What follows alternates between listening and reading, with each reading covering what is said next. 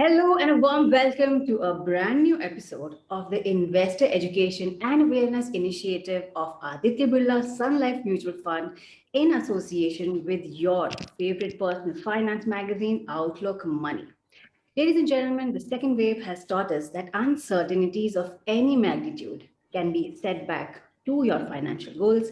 In today's episode, we will try to understand how you can prepare your portfolio and your lifestyle to the resurgent risks.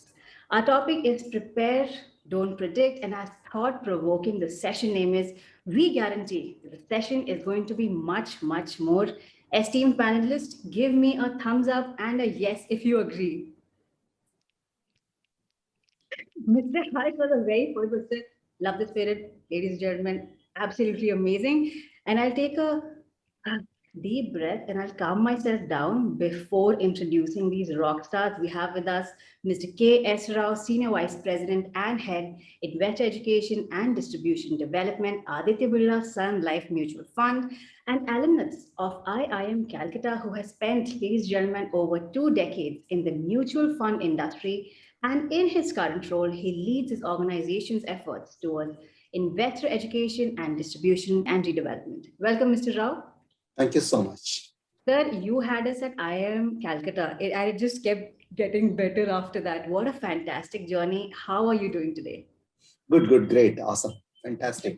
Thanks, Nikita.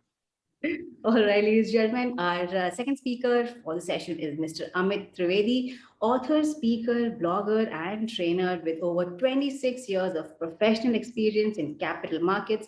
And as a trainer, ladies and gentlemen, listen to this. He has trained over 83,000 participants in almost 1,300 workshops across 138 locations across the country. Welcome, Mr. Trivedi. So much. My pleasure. Sir, 138 locations. What has been your personal favorite location to visit? Home. Home. Beautiful answer. Beautiful answer. All right, we have our third guest, Miss Kiran Telang, author and expert in personal finance. She's a certified financial planner and is registered as an investment advisor with SEBI. She is also a founder member of the Financial Planners Guild India, which works towards promoting financial planning profession in India. Welcome, Ms. Telang. Thank you. Wow, so we officially have representation from the one, the only, the SEBI. We are honored to have you, ma'am. How are you doing this lovely day? I'm happy to be here, doing well. Thank you so much. Thank you, ma'am. Ladies and gentlemen, our fourth guest, wow, so brace yourself for this, is a boutique investment advisor firm, a financial coach for select clients, the personal finance and tax expert. The list goes on, but we are running out of time, so I will stop at that. No, ladies and gentlemen, we do not have four leaders coming in, but one dynamite, Mr. Harsh Roongta, Association of Registered Investment Advisors, a Section 8 company. Sir, absolutely honored to have you here today. Thank you, Nikita, and thanks for calling all of us rock stars. You are. The rock stars should be called rock stars. And on that note, I, Nikita Rana, your moderator for the session, welcomes you to Prepare, Don't Predict. Ladies and gentlemen, these are certainly very challenging times, and we hope that all of you are safe and doing well. And on that positive note, let's kickstart with our first question for the session. Ms. Kiran, ma'am, the pandemic impacted everything and everyone it has touched. How did it impact the household finance? Well, Nikita, it's been a very different journey for different families across the country. During the first wave, we saw what happened to the migrant laborers, a very unfortunate situation. At that point in time, I felt that there was, the shock which people felt, and they were not probably financially prepared. So a lot of people had job cuts. Some people lost their jobs. So there was an issue with immediate financing. So the immediate requirement of the family, how do they meet that? So that was a major issue during the first wave.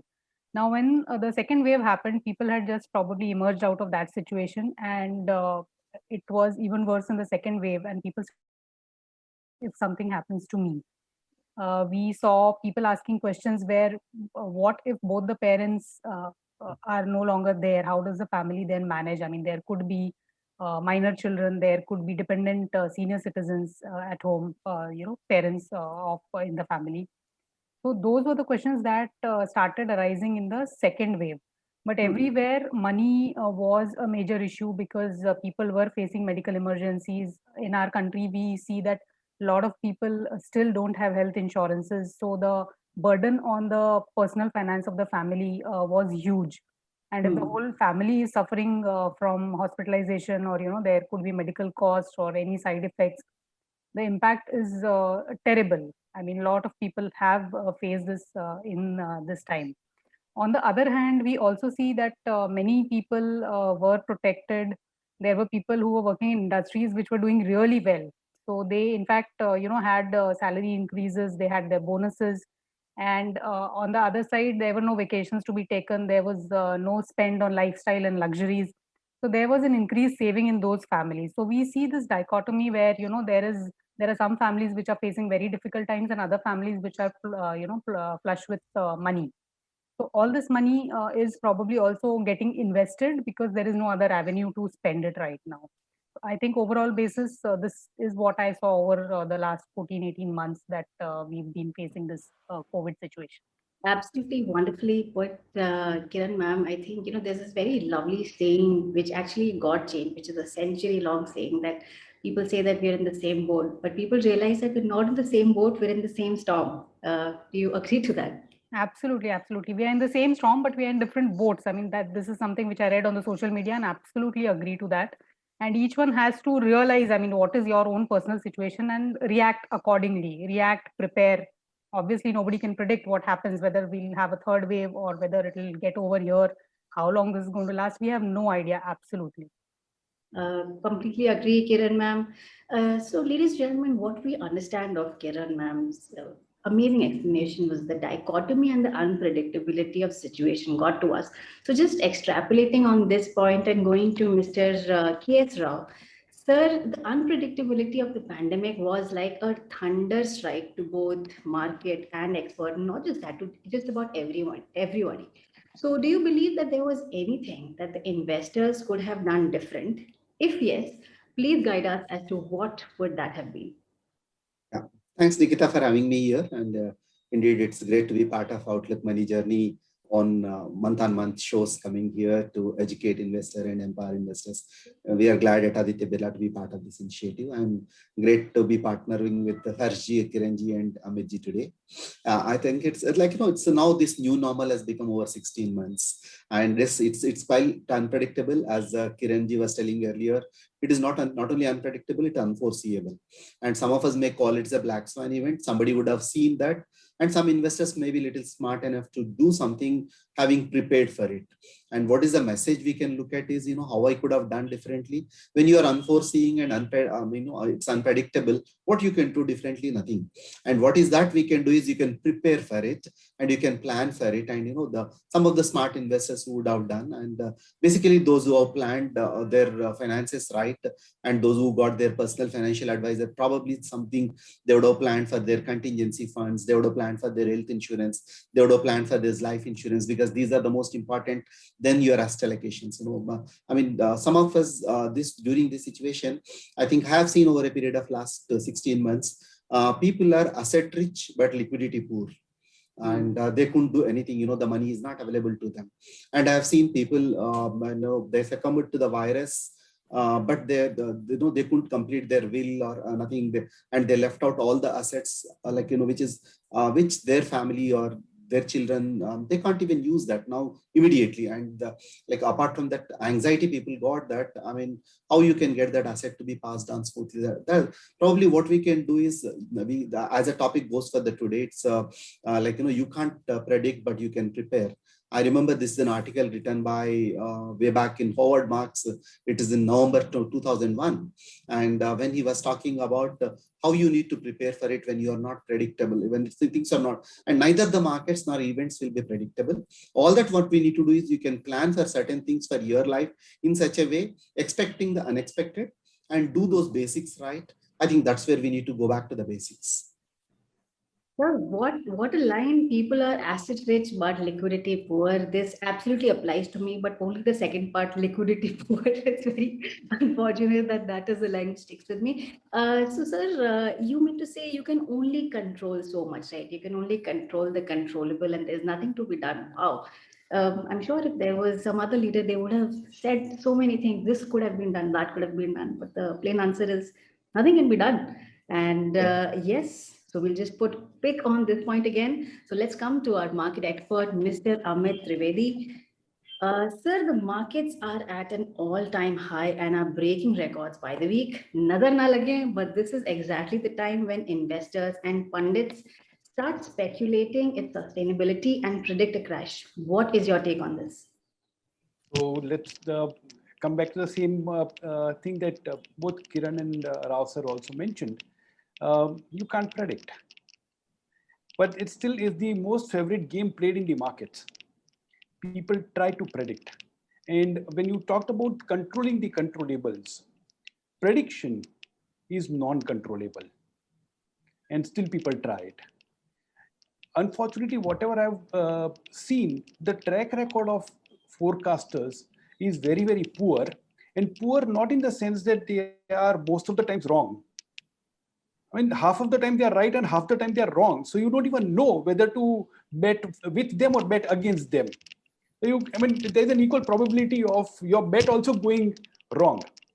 And to that extent, I think uh, if you start looking at logic in the market, very often that logic is missing. Take, for example, we had 600 cases all over India, 600 infected patients all over India towards end of March 2020. And Sensex tanked at that point in time and went to as low as 25,000 points. And when the number of cases crossed 1 crore, Sensex was double of that level. So it was above 50,000. So what explains that? And during that period, during the journey of Sensex from 25,000 to 50,000, we saw the first ever official recession in 3 or 4 decades as our economy went into negative GDP growth. Right. Now, if that's the case, can you, could anybody have predicted what happened? Well, but people will still continue to try and predict the crash. And this is where I would, bring my favorite point out here. In one of the seminars, somebody asked me this question: when do you predict the next crash would happen? And my answer was, the day you stop asking this question, that's when the crash would happen. The day you get into the comfort zone that the crash is not likely to happen, that's the day the crash would happen. If you keep waiting, it doesn't happen. It has a habit of surprising everybody. But Amit, you seem to be like a hardcore data leader, you know, the kind of people who said we don't trust in God, but we trust in data. So it just seems like there is, so I mean, I'm just doing the maths. There's 100%, 50% chance of the predictions going right and wrong, right? Yeah, absolutely. Fantastic. Sir, so $1 million follow-up is what we ask you. Is it even possible to predict the next market crash? Why and why not? Yeah, so it is very much possible to predict the next market crash with 50% probability. Yeah, it's like a toss of a coin, heads or tails, 50% probability. So yeah, if I keep doing that, I'll be right sometimes. Or And it may happen you after know many what years. happens? Yeah, exactly. So let's just play a hypothetical game. If I keep predicting a crash every couple of months, that okay, a crash is just round the corner, and the corner doesn't come. But the day it turns the corner, that day I would become the hero because I predicted the crash. Right? So it's like which clock do you prefer? The one that is 5 minutes late at all points in time, or the one that shows you correct time twice a day? The second one is not working. So if you consistently keep predicting the crash, one day you are right, and then you paint the town red that, see, I predicted this crash. Wonderful. Kudos. I am a hero now. it's possible to predict, but that also is unpredictable, that when will your prediction be right? That's very, very beautiful put. And I love how you wordplayed with this entire scenario. Mr. Harsh, so do you agree? Like there is even the clock which is broken, like Mr. Amit is rightly saying, shows the correct time twice a day. So Yes. we have investors like that as well. So what do investors stand to lose or gain when they try to predict the next disaster? Mr. Harsh. See, I think when you try to predict the unpredictable, it's very difficult for you to make a game. Okay? It's not possible. At the same time, can you prepare for everything you can? And I think the key to this is that you do not need, most of your funds do not need to react to any market movement, right? If you are investing for the purpose of some purpose like retirement, children's education, etc., which is many years away, during that time the markets are going to go down and the markets are going to go up. That's bound to happen. You don't have to react to that situation, as long as, so you're able to do that provided you have done three things. One, you plan for your life. What are your goals? What is your risk taking abilities? What are the resources you have currently? What are the resources you are likely to get in the future? I think you mix all of this together and you come up with a plan on how you intend to invest. To the extent that you need the money in the next 2-3 years, you would invest it in something that's fairly steady, maybe even a bank fixed deposit, a liquid fund, something where the, what shall you say, the ups and downs are not very high, right?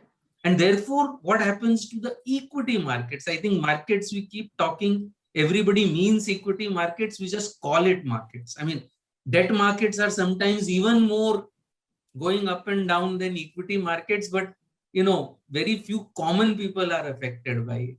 So effectively, what you need for the next 2-3 years, you keep it in something that does not change much. What you need for the long term, you decide on what percentage will be in equity, what percentage in debt, what percentage in real estate, what percentage in gold.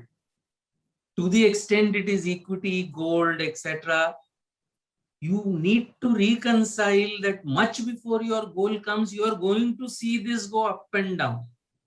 You are going to see it go up and down, and you don't need to do anything about it going up and down. What does it matter? The market crashed 30%. Or it did 38% in March 2020. Things were going along, trundling along fine in Feb 20. March 2020, the market crashed 38%. What did it matter to all our clients? What did it matter to everybody? Basically, what happens is that whatever they had allocated to equity went down. All that we did for them was, okay, can we just rejig this to make your equity percentage go up? Okay.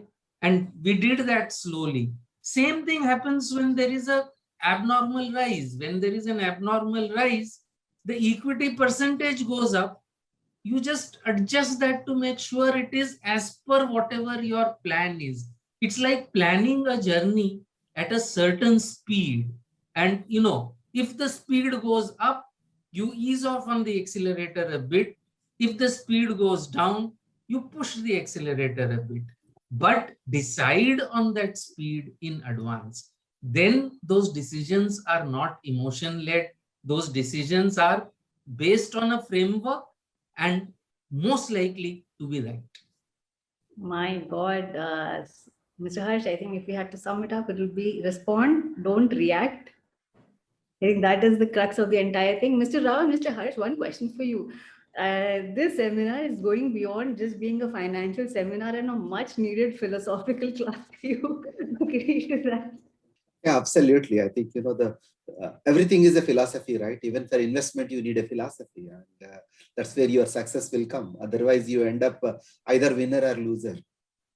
You need to both. I Agreed. mean, you need to enjoy the losing, and it's a losing the winning the game to win. It's a winning the losing game and losing the winning the game.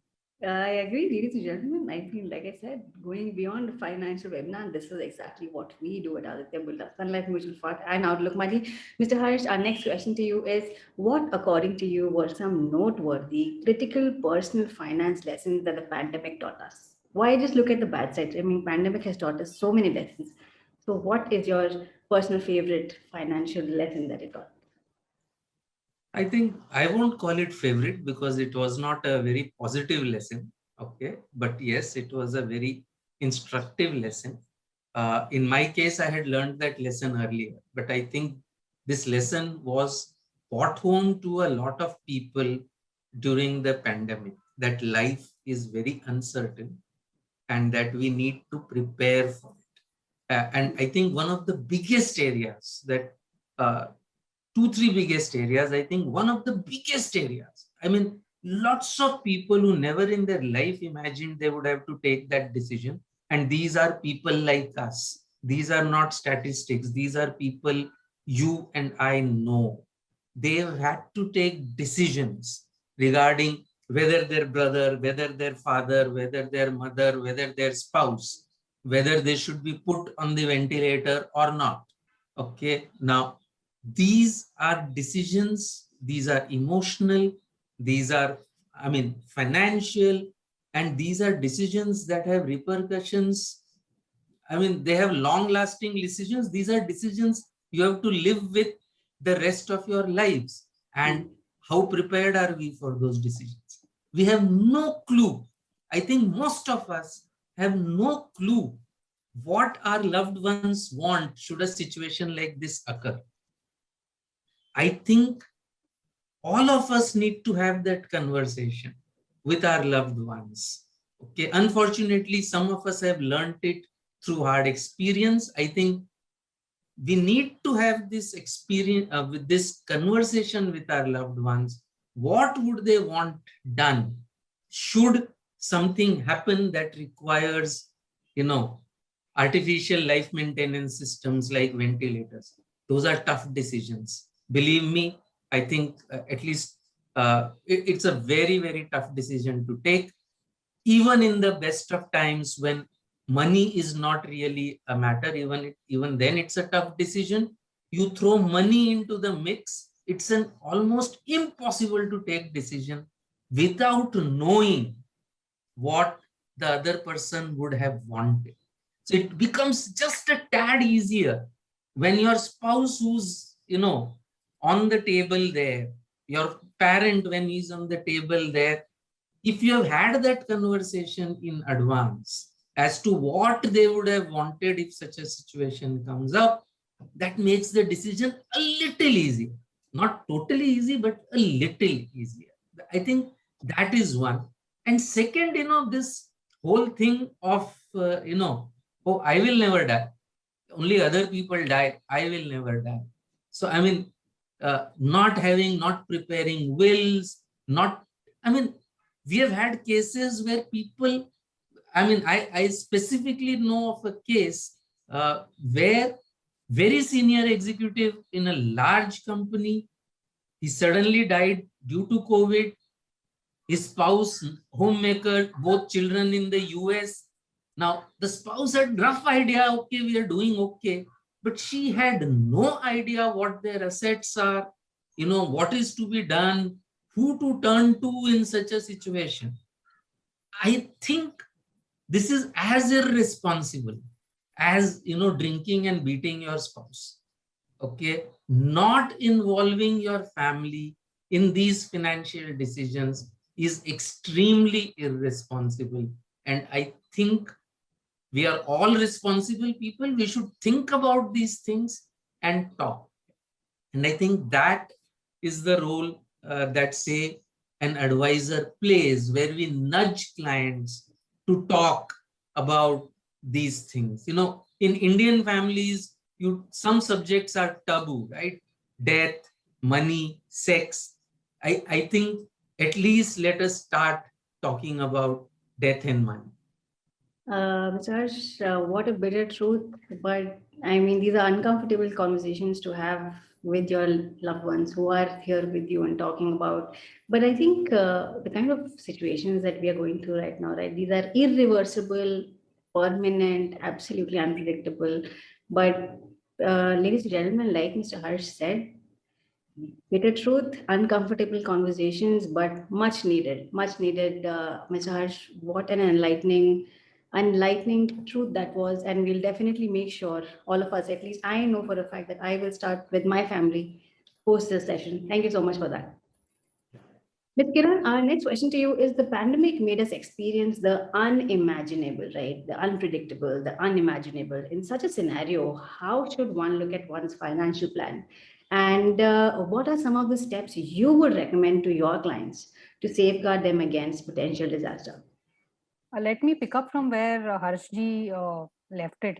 So he raised a very important point about preparing ourselves. So not everything is about money. So if you look at the broader picture, the money is there to support the kind of life that you want to live, but your life is at the center of everything, and it comes with the good and the bad. So it comes with dreams and aspirations, but also comes with all these uh, you know very difficult conversations and those situations which families face. I mean, nobody wants to face that, but it could happen to anyone. So as far as the financial plan goes on the money part, uh, risk management always comes before investment.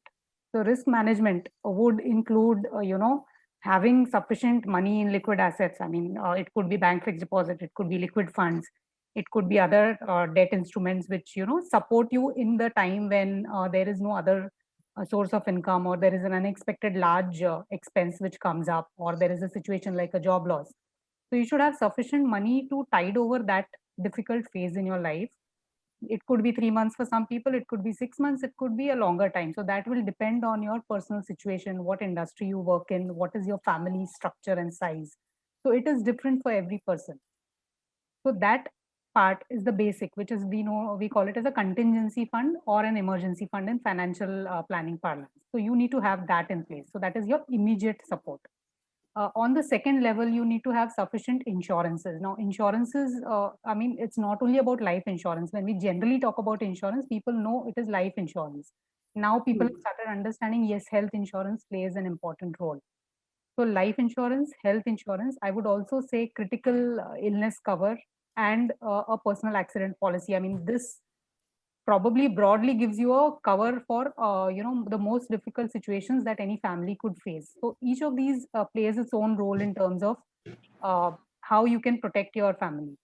And there has to be a balance between how much insurance cover you take and how much premium you're paying, because obviously, I mean, this is something that you're paying and it's not going to come back to you. So don't expect that you get any return from this money. This is an expense to protect you.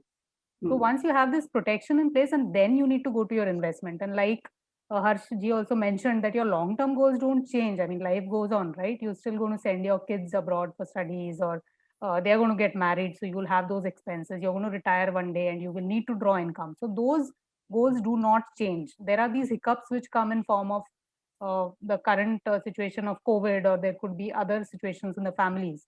So you have to be prepared to tide over this, but the long-term goals still remain. So that is one part on the money side. Now on the other side, like Harji said, these conversations about how decisions are going to be made in terms of critical health situations. That is one. Second is nominating people. So nominations is the most basic thing, and most people don't even pay enough attention to that. So when we did this exercise recently with a lot of our clients, we came up with glaring gaps in places where there were investments or assets and there were no nominations in place. So if something happens in the family and there is no nominee, it becomes so much more difficult for the family to claim the money which is rightfully theirs. So basic thing, at least have all the nominations in place, all your bank accounts, your investments, your demat accounts, your properties, please have nominations in place. The second rung of safety that you can prepare for is having a will in place. So will is necessary. Why? Because in case there is no will, the personal laws apply, personal succession laws. So somebody is a Hindu, the Hindu succession laws will apply. Somebody who's a Muslim, the Muslim personal laws apply. So each community, I mean, it is divided as per the personal laws, and those laws will come into play if you have not told how your will, in your will, that how you want to divide your property or how whom you want to bequeath it to. So will is actually your will and your wish about your assets, about your money, whom do you want to give it to. So it is a simple document, and unfortunately, it's been seen in a very negative light so far. Even our movies and all, wasiyat bana di, there is this fighting and the person is going to die and all those things. I mean, so don't look at it that way. It is something that you are actually telling your loved ones that, okay, this is my wealth that I've created through my life, and this is how I want to pass it on. So it's as simple as that. So I think having a will in place is also necessary. So I think these are the few things, basic things, which everybody needs to include as a part of their financial plan or as a part of structuring their financial life. Miss Kiran, I mean, I think this is the first session, and I've been doing this for the longest time, right? This is the first time that me as an anchor, I'm taking down notes from the very first answer. So, ladies and gentlemen, I've made it a little easy for you. Like Miss Kiran rightly mentioned, the acronym is WIN, WIN, right? So, W stands for will, I stands for insurance, which covers life, health, critical illness, personal accident, and N stands for nomination. Uh, Kiran ma'am, I see Rao sir very very happy with the note taking. Sir, don't thank me. I think I should thank all of you. What a beautiful session. I mean, like I said, right? Host is taking notes. That's how educational the session is. So if you want to win in life, this is exactly what you do. And yes, fantastic, fantastic. Thank you so much, Kiran ma'am. On to Mr. Amit. Mr. Amit, times were and are very tough, which forced many to hit pause to their SIPs, right? So part one of the question is, and we'll take the second post your answer. What would be the repercussions to their long-term finances for somebody who's put hit pause to their finances and SIPs? So let's look at a cricket analogy first as to why SIP pause may be required to be used in certain situations. So let's say if two batsmen are batting well and they are hitting runs at will, and suddenly there is a collapse, and suddenly 4 wickets go down. Now, even the set batsman would start playing defensive because currently the objective is to stay on wicket. Runs will come if you stay on the wicket. And this is SIP pause. If your situation has changed in a particular manner, that your cash inflows are impacted. It could be on account of job loss, it could be on account of drop in salaries, or if you are having your own business or profession and the income has reduced. These are the cases where suddenly there is a collapse in the middle order, and now you start to play defensive. So in such case, SIP pause may be a very good idea. However, just because there is a fearsome bowler, and even without playing a ball on a batting duty, just because of that sight of that bowler, you want to start playing defensive, then the chances are that out of fear, you lose the wicket. And that's what happens when people pause their SIP or withdraw money for the fear of a market crash. Incidentally, if your cash flows are not impacted, your cash inflows are not impacted, market crashes are a brilliant time to actually top up, like Harsha mentioned about looking at your percentage allocation to equity, and during crash times rebalance to the original target percentage, which means increase your equity allocation. This can be done through an SIP. But let's come back to the first part, SIP pause. So SIP pause may be required in certain situations. If you've done that, and if you survive that period of personal turbulence, loss of income. So, why am I elaborating so much on this is, SIP pause is not so much about what is happening in the market, it's so much about what is happening in one's personal life. So if you survive that personal turbulence, then runs to aayenge because you are there on the wicket. Now you'll have enough opportunities to score. But if you missed out on account of market crash, then you lost on accumulating a larger number of units. when they were available cheap. And that can have a long-term impact on the overall wealth that one can create or the goals one can achieve. Right? So that's where SIP pause, while it is a very good facility, let's pledge to use it and not abuse it. That's fantastically put. And you being this amazing leader that you are, the second part was giving an advice. And what a beautiful advice that was, that SIP pause reflects more to do with our personal life and not the market. Sir, but let me ask you, do you always talk in numbers? Because you seem like the guy who says, without data, a person is, like a person with just opinions. No, so I put the other way, that I trust in God. I don't trust in even the data. Okay, so I only use data because data allows you to visualize things in a better way, especially in the personal finance business, especially when you are talking about investments and other such numbers. But as I think Harsha and Kiran both spoke earlier, money is a means to live the life of your choice. And the life of your choice is not lived in numbers. So while Beautiful, you sir, use beautiful. numbers, Mm. the objective is completely different. Wow. So you are an artist mixed with a financial advisor, a financial leader. What a beautiful combination, Mr. Amit. Sir, so I am now going to frantically ask you many questions. So I want you to brace yourself. Number one is it possible? So let's make it a rapid fire show right now. Number one, is it possible to prepare for a disaster that is unpredictable? Yes, it's like buying a fire extinguisher. You don't wish that your house catches a fire, but you buy a fire extinguisher. That's preparedness. I'm noting this down. The next session, wherever, see, when you say things like this, you sound very intelligent. So I'm stealing that line. So I'm also trying to sound intelligent. That's it. Otherwise, you've got three more You're being intelligent people modest. in the panel. All right, fantastic. Our fireside, our rapid fire round question number two is, how can you prepare for this, right? Is it even possible to prepare? Yeah. So first of all, the benefits of contingency fund and insurance, various types of insurance are already highlighted. I would go one step further and say your short and medium term goals also need to be provided for outside of the risky asset called equity.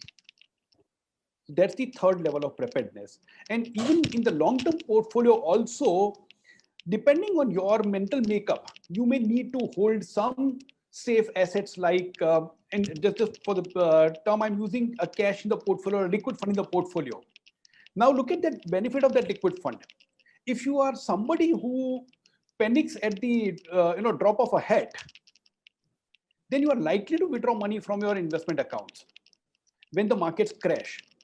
I would say if you had cash in the portfolio, then between 14th January 2020 and 26th January 2020, that cash in the portfolio outperformed equity markets by 38% during that period, because cash give you 0%, equity market was 38% negative. So that cash itself gave you the buffer and comfort that, okay, my next few months requirements are already met with. So I don't need to touch my long-term assets. So that's how I would look at it. So just to sum it up, have your contingency fund, have your insurances in place, uh, provide for your short and medium term goals, and if your risk profile is more conservative, then have some safe assets even in the long term portfolio. Just one Fantastic. additional point at this Yeah. sorry, just one additional point at this juncture, because when we talk about the short and medium term requirements, a lot of people do not, or rather they tend to forget adding the EMIs into those short and medium term requirements, right? So somebody would say, I have a 15-year home loan. That's right, but all the EMIs over the next 2 years have to be paid month after month for the next 24 months. So that is a short term or medium term requirement. So count all your EMIs, insurance premia, etc., in that short to medium term requirements and provide for that. Sir, you sound exactly the man who has this algorithm prepared for everything. So please share with us your fixed formula, that one dress fits all secret which you are hiding, sir. Oh, so one size does not fit all is very, very simple. Answers the best. There is a process that can be used, but the solution would be unique. And as Rao sir loves to say, the whole subject is called personal finance, where personal comes before finance. It is always a personal solution or a family solution because the requirements and needs are of that person or the family.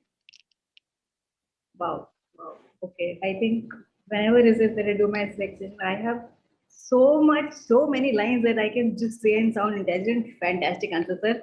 So our question is, what are the steps that one can take? Like you gave us this brilliant analogy, but what are the steps that people can take? Steps in terms of preparing for the Yes, being prepared for the disaster. the fixed formula that Yeah, we're talking yeah. about. Yeah. So, so first of all, I'll repeat the steps. First of all, it is the contingency fund. Now, how much should be in the contingency fund is a question of the stability and predictability of one's income. Let's say Rao sir is a very senior professional having a fantastic performance behind him in a very stable company. Well, his requirement for a contingency fund is likely to be far lower than me because I am a trainer in whose case income is completely uncertain. So I'm a self-employed person versus an employee in a stable company, stable job. That's one way of looking at it. But if there are two self-employed people, there also you can make out that let's say a doctor probably would have a far better cash flow in comparison to a small-time trader who's selling wares to earn the living. So it's a function of that. So that's number one. Number two is have your health insurance in place. Now, a lot of times people, as Kiran was mentioning, when you hear about insurance, people think of life insurance. I'm starting with health insurance because the difference between health insurance and life insurance, there are two particularly. Number one, and the unfortunate truth is, in case of a claim event in life insurance, it's likely to happen only once. Whereas in case of health insurance, it can happen more number of times. Number two, in case of the life insurance claim event, there is one less person to be fed after the event is over. In case of a health insurance claim event, there is an additional expense and the person is still there. Right? So priority wise, health insurance comes first. Then comes the critical illness, disability insurance or personal accident cover, and then comes life insurance. So that's the risk management part. Third is where you provide for your short and medium term requirements. Now, how do you define that short and medium term? Once again, I would say uh, generally, I would say around 2 years is what you call short term. 2 to 5 years is what you call maybe medium term, and more than 5 years you call it long term. But if you are conservative by nature or your inflows are less predictable, then the definition of that term also changes. So a young executive of let's say 25 and I am graduate, for that person that short term could be 4 or 5 years. But for a retired person who's conservative by nature, that long term definition could be 8 or 10 years. So it may vary. And again, it is personal finance. So you provide for the short and medium term, include insurance premium, include loan repayments, and then plan for your long term goals.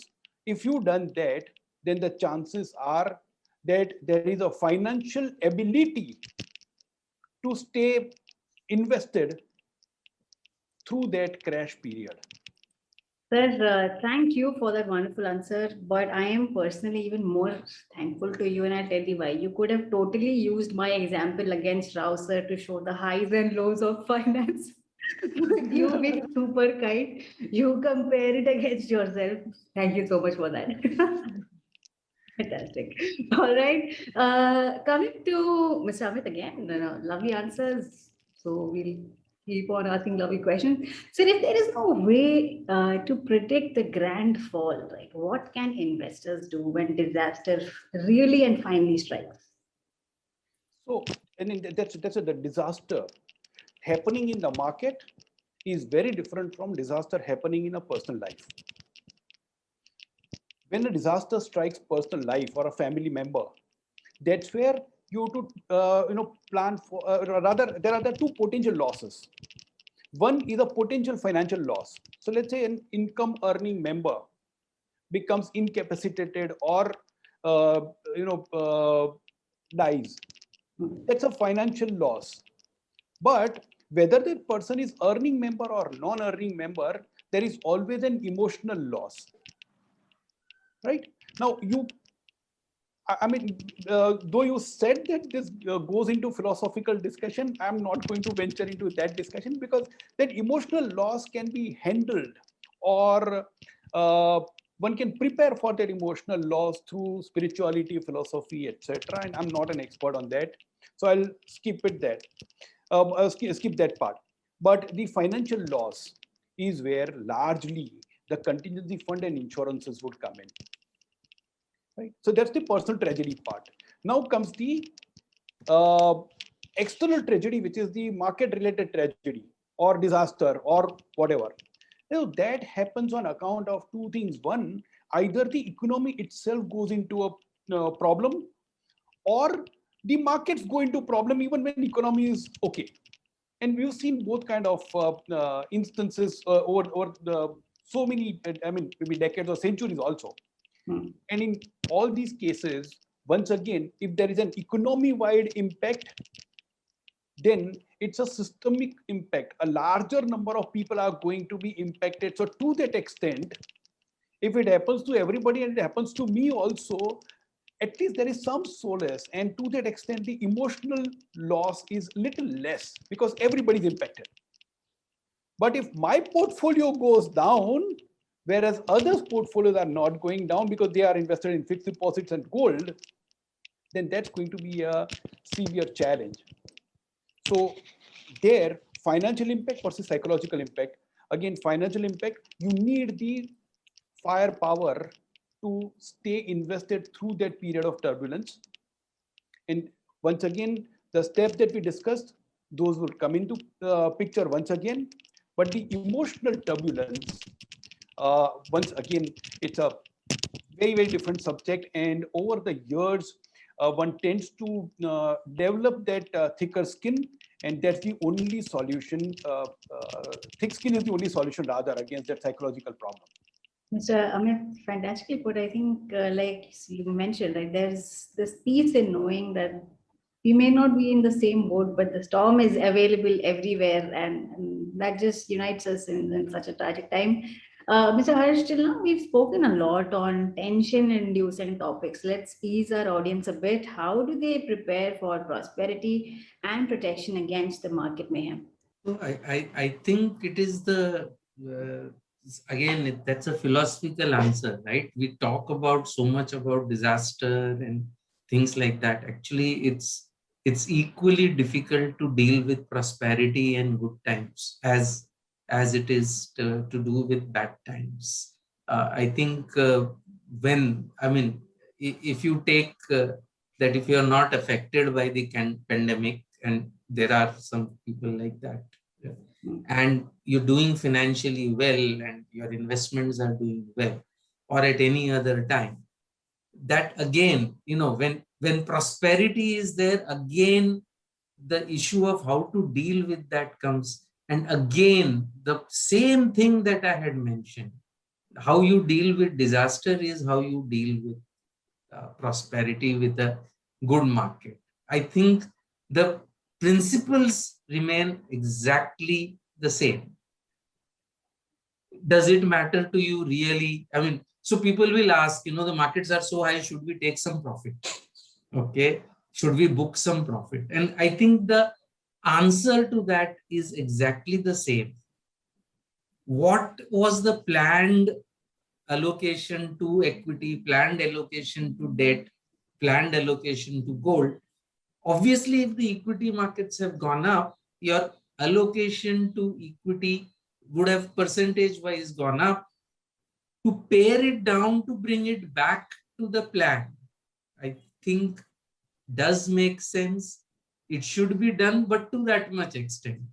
Otherwise, trying to predict we have reached the peak and, trying to predict that, we have reached the bottom, okay, that is like, that's not possible. And, a lot, as somebody has said, that a lot more money has been lost, okay, when the markets have gone up, okay, by profit booking, then have been, lost by crashes. So I think that is an equally important thing. It's like a, it's like a, just to get a cricketing analogy, I mean, a Rishabh Pant is going to treat every ball on its merit. It does not matter to him that the last ball was hit for a six and next two balls were dot balls. Okay. The next ball, if it is there for a six, you should hit it for a six. Okay. If it is there for a dot ball, hit it for a dot ball. In the financial side, I think you just plan for it and follow the plan so that you take emotions out of investing. I think taking emotions out of investing is the key to succeeding in investments. And Harsh, like you are mentioning, I think it's the key to even in life, right? You seem to be an absolutely balanced Zen kind of a leader. During good times, also you remain the smile on face, slight smile, and with sad times also you remain with a smile on your face. What a beautiful. I mean, I never entered this session expecting such high grade and high level. I mean, tips to life, right? That is how I would like to mention this. And I think, sir, so you mentioned, right, how important is it to chart a strategy that takes into account the next disaster? But more importantly, when no disaster strikes, I mean, should we also take into account that? So I think at least see, as far as all our clients are concerned, the one goal that we have, and I think it is everybody's goal, is what we've called enjoy life, right? Yes. Ultimately, ultimately what you want to do, okay, is beyond money. You want to enjoy life. And I have various examples. You have, when we are talking to clients, I remember this young couple that we were talking to, and when we do these structured questionnaires as to, what would you want to do if you had only one day to do it, etc., and those kind of questions when you ask. And we had this lady in front of her husband. She's saying, oh, I wanted to go and paint spring blossoms in Japan. Okay. Now, as a couple, they could easily afford it, and there was no earthly reason why they could not have done that. But it was an aspiration that took some time to come out. So my point is, every person, so we have clients whose uh, enjoy life goal is to sing in a temple, a devotional sing, doesn't cost money, it takes time. He needs to practice. There is another client who wants to drive through small town India. Again, it takes time, and time is money, right? I think what you basically do is that list down everything that you want to do, look at your resources. Once you have allocated sufficient resources and you have the confidence that those goals will be met, then also take time out to decide what you enjoy doing. If buying a Ferrari is what you enjoy doing, you would be able to buy it without feeling guilty, simply because you've taken care of what you think you should take care of. So being not feeling guilty about indulging yourself, plan for your indulgences. And that allows you to enjoy them even as you are living your life, because guilt is such a negative emotion, and you can do away with that when you do planning. Beautiful, beautiful answer, Mr. Harsh. Trust me on this. Whenever is it that I'm going through the downs of life, this is a session that I'll be rewinding and watching. It's like many of our audience members, Miss Kiran, the pandemic was unfortunately a living nightmare for many. I mean, that is exactly how we would want to coin it. But the saddest was when we heard stories about both parents of, minor children having succumbed to the disease. Could anything have been done for the financial safety of such children as a part of financial planning? Yes, actually, this is, again, one of those difficult conversations which we need to have as families.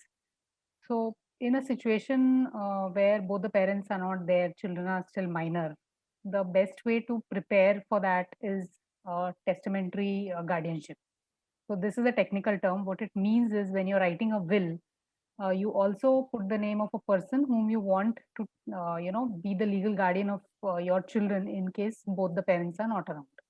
So usually it's in a will when most people would want that after me, my spouse would have everything and would be responsible for the children. But what if both are not there? So in that case, a third person, which could be the uncle or the aunt, mama, mosi, bua, those kind of family members who are there, whose name can be put. So somebody whom you trust will be responsible enough and take care of your children, and the children should also be comfortable being with that person.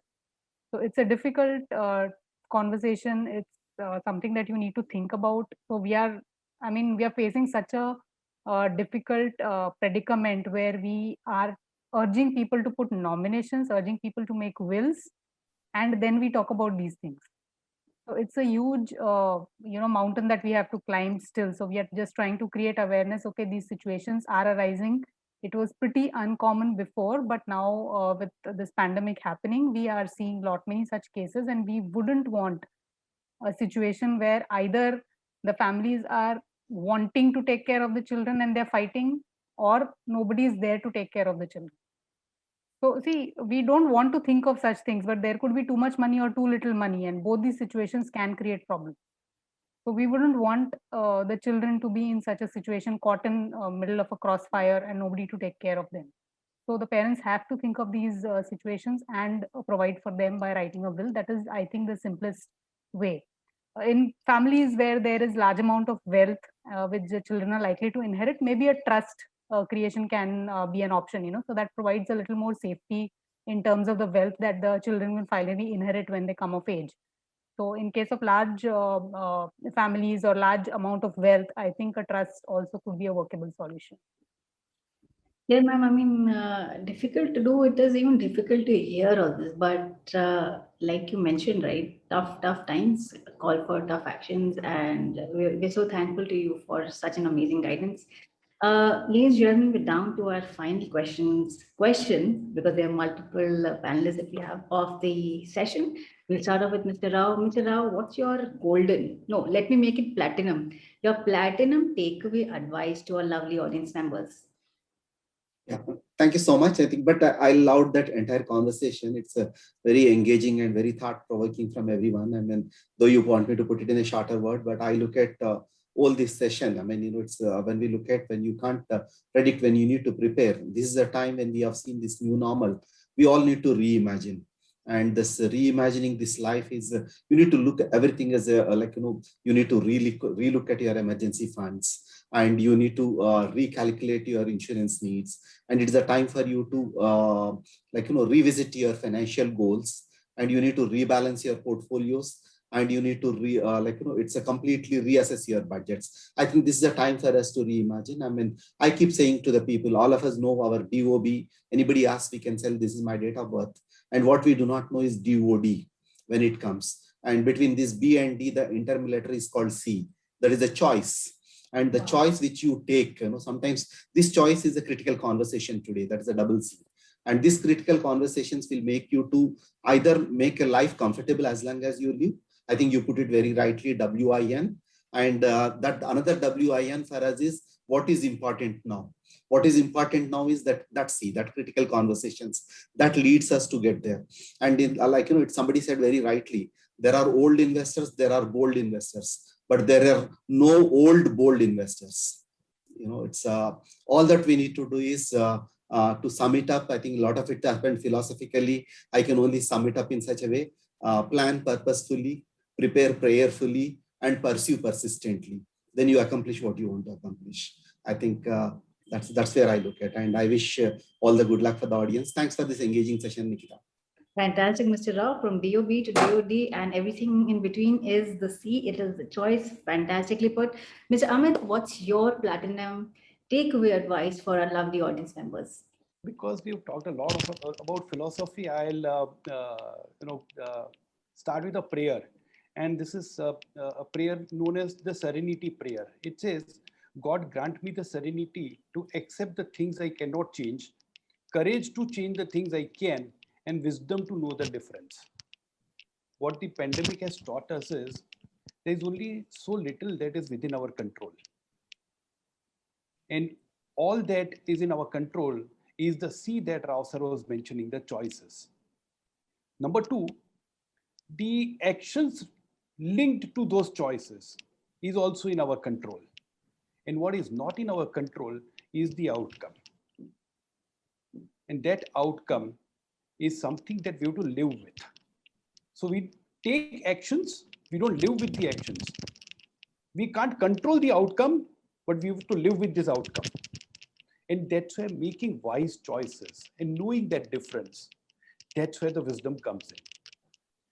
Having said that, now on a lighter note, I'll disagree with Rao sir when he said there are no old, bold investors. I would say there are still a lot of old, bald investors. Yeah. With that, let me just wish everybody good luck for being here. I really enjoyed the whole conversation. Thanks, Nikita, for being a wonderful host.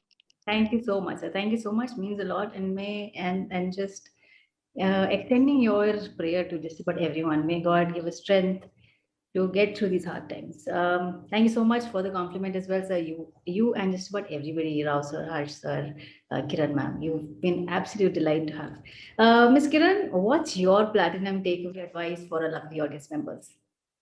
After the conclusions that Rao sir and Amit have presented, there is very little left to be said. They have covered both investments and life.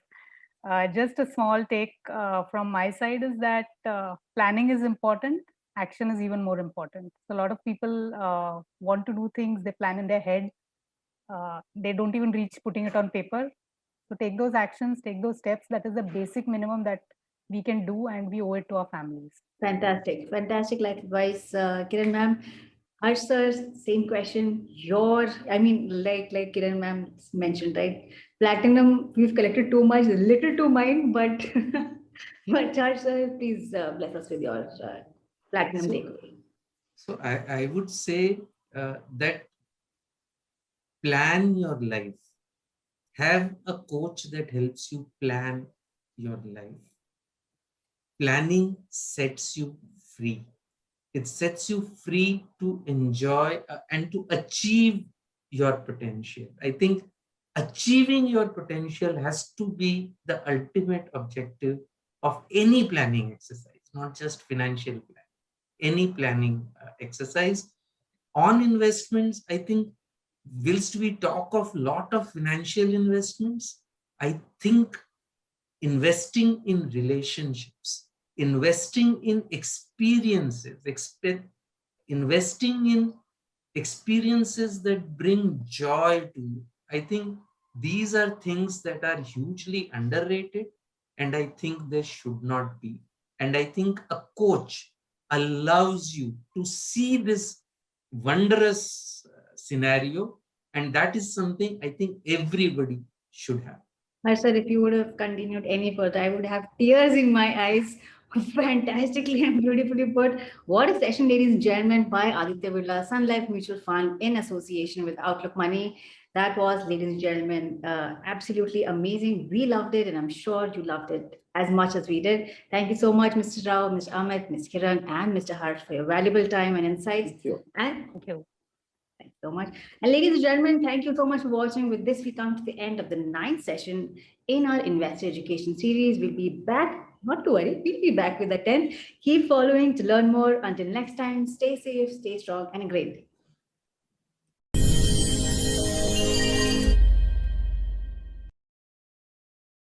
Mutual fund investments are subject to market risks. Read all scheme-related documents carefully.